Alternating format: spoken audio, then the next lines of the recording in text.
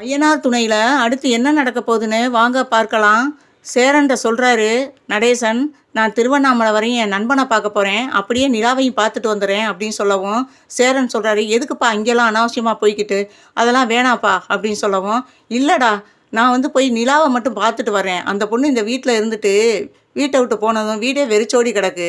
நானும் அவங்க வீட்டை பார்த்த மாதிரி இருக்கும். நானும் அதுக்கு நான் போகிறேன், திருவண்ணாமலைக்கு போகிறேன், அப்படியே போய் நிலாவை பார்த்துட்டு வருவோம்னு போகிறேன் அப்படின்னு சொல்லவும், அப்பா நீங்கள் வாயை வச்சுக்கிட்டு எதுவும் சும்மா இருக்க மாட்டீங்கப்பா, வேணாம்ப்பா அப்படிங்கிறாப்புல.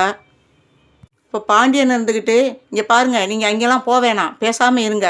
நீங்கள் தண்ணியை போட்டு எதையாவது அங்கே ஏழ்றையை இழுத்துக்கிட்டு இருப்பீங்க அப்படின்னவும், டேய் அதெல்லாம் எங்கே எப்படி பேசணும்னு எனக்கு தெரியும், நீ ஒன்றும் பாடம் நடத்த வேணாம், வாயை மூடுறா அப்படின்னு சொல்லவும், நான் போயிட்டு வந்துடுறேன்னான்ட்டு சொல்ல சொல்ல கேட்காம, சரி வேறு வழி இல்லாமல் சேரன் சொல்கிறாரு, போயிட்டு வாங்கப்பா, நான் வேணாம் சொல்லலை, ஆனால் இங்கே எந்த பிரச்சனையும் வச்சுக்கிறக்கூடாது, நிலாவை பார்த்துட்டு உடனே வந்துடுங்க அப்படின்னு சொல்லவும், சரிடா அப்படின்னு சொல்லிட்டு ஊர் கிளம்புறாரு. நிலா வீடை பார்த்ததுமே அவருக்கு இவ்வளோ பெரிய வீட்டில் இருந்துட்டா அந்த பொண்ணு நம்ம வீட்டில் கஷ்டப்பட்டுச்சு, உண்மையிலே அந்த பொண்ணை பாராட்டணும். நிலாவை பெருமையாக மனசுக்குள்ளே நினச்சிக்கிட்டு வர்றாரு. வீட்டுக்குள்ளே வந்தால் எல்லாருமே பேயறிஞ்ச மாதிரி இருக்காங்க. நிலா முகமும் சரியில்லை, கொஞ்சம் அழுத முகம் மாதிரி இருக்குது. என்னம்மா ஆச்சு அப்படின்னு சொல்லிட்டு வீட்டுக்குள்ளே போனதுமே கேட்குறாரு. இவங்க நடேசனை பார்த்துட்டு வேண்டா வெறுப்பா வாங்க அப்படின்னு கேட்டுவிட்டு, அதுக்கப்புறம் நிலா உட்காருங்கங்கள் அப்படின்னு சொல்கிறாங்க. ஏம்மா மூஞ்சியெல்லாம் ஒரு மாதிரியாக வாடி போயிருக்கு, ஏன் என்னாச்சு? உங்கள் அப்பா வீட்டுக்கு தானே வந்த, இன்னும் பிரச்சனையா, சோழனால் எதுவும் பிரச்சனையா அப்படின்னு சொல்லி கேட்குறாரு. அவனால தான் பிரச்சனையே அப்படின்னு சொல்லிட்டு தாசு கோவமாக பேசுகிறாரு.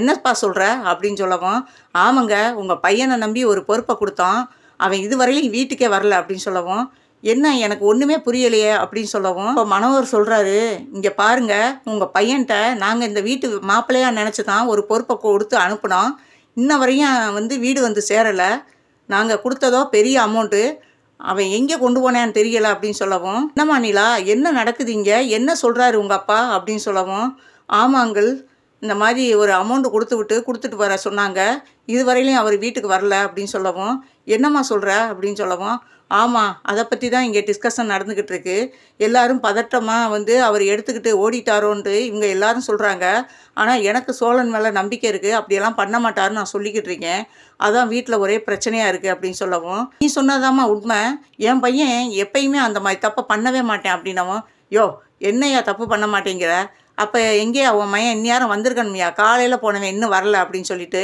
தரைக்குறைவாக பேச ஆரம்பிக்கிறாரு தாசு.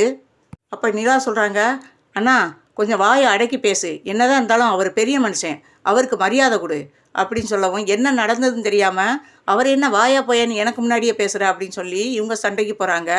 அதுக்கப்புறம் அந்த இடத்துல மனோகரன் சுதாரிச்சுட்டு, சரி ஏதோ கோவத்தில் வாயை விட்டுட்டேன் அப்படின்னு சொல்லிட்டு, அவர் சத்தம் போட்டு என்னடா பண்ண, அவர் பையன் பண்ண தப்புக்கு அப்படின்னு சொல்லி நல்ல மாதிரி சீனை போட்டுக்கிட்டு இருக்காரு மனோகரன். அப்போ நிலாவை பார்த்து நடேசன் சொல்கிறாரு, இங்கே வீட்டுக்கு வெளியில் பார்த்தேன், வீடு இவ்வளோ பெருசாக இருக்கே, நம்ம வீட்டுக்கு வந்த மருமக எவ்வளவு தான் இந்த வீட்டில் வாழ்ந்துட்டு அங்கே பொறுமையாக இருந்தா அப்படின்னு உன்னை நினச்சி நான் பெருமைப்பட்டேம்மா, ஆனால் இப்போயும் ஒன்றையும் நான் தப்பாக எடுக்கலை, ஆனால் இந்த வீட்டில் உள்ளவங்களாம் எவ்வளோ மோசமானவங்கன்னு இப்போ தாம்மா தெரியுது, என் பிள்ளையை கூட்டிகிட்டு 2-3 நாள் கூட ஆகலை, அதுக்குள்ளே அவனை ஒரு திருட்டு பட்டமே கட்டிட்டாங்க அப்படின்னு சொல்லவும், அங்கிள் அப்படியெல்லாம் இல்லை அங்கிள் அப்படின்னு சொல்கிறாங்க.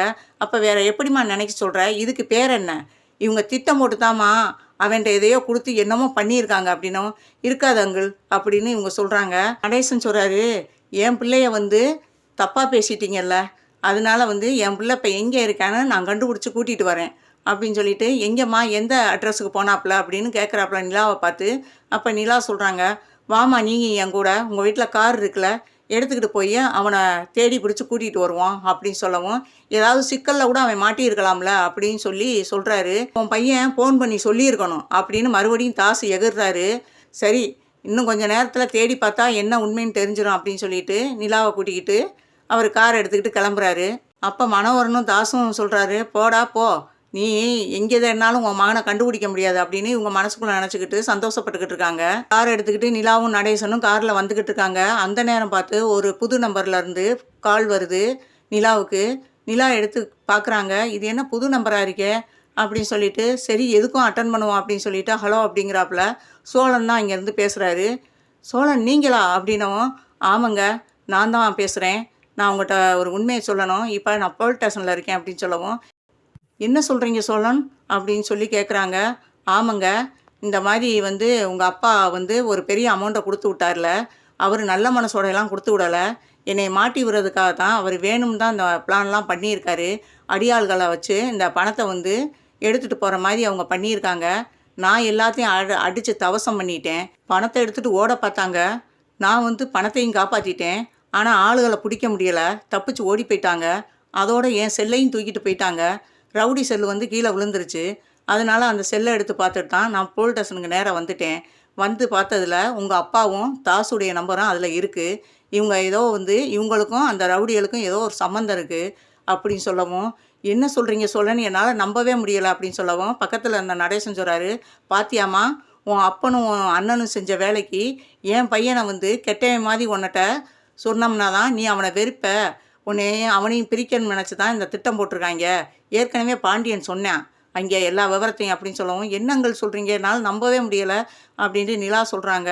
"சரி வா நம்ம போலீஸ் ஸ்டேஷனுக்கு போவோம்" அப்படின்னு சொல்லிட்டு இவங்க போலீஸ் ஸ்டேஷனுக்கு வர்றாங்க. அப்ப நிலாவ பார்த்து கேட்குறாங்க, "தாசு மனோகர்னா யாரும்மா?" அப்படின்னு சொல்லவும், "அது எங்க அப்பாவும் அண்ணனும் தான்" அப்படின்னு சொல்லவும், சரின்னு சொல்லிட்டு, "உங்க அப்பாவுக்கு ஃபோன போடுமா" அப்படின்னு சொல்லவும், இவங்களுக்கு கோவம் பயங்கரமா வருது. அவங்க அப்பாவ நினைக்கையில, சரின்னு சொல்லிட்டு, "நானே பண்றேன் சார்" அப்படின்ட்டு அவங்க பண்றாங்க.